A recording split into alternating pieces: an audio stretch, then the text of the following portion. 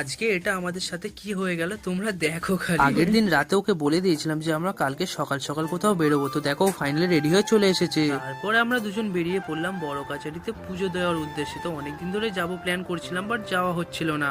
তো ফাইনালি চলে আসলাম মন্দিরের ভিতরে।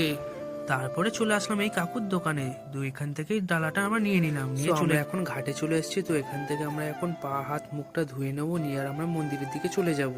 তো তারপর আমরা মন্দিরের সাইডটা আমরা বেশ কিছু পাক ঘুরে নিলাম। তো প্রণাম করে আমরা ভেতরে ঢুকে গেলাম। আর হ্যাঁ, এখানে আমাদেরকে শুট করতে মানা করছিল, তো যার জন্য আমরা আপনাদেরকে আমাদের পুজোটা দেখাতে পারলাম না। তারপরে বাইরে এসে ধূপ আর মোমবাতি জ্বালিয়ে এখানে প্রণাম করে নিলাম।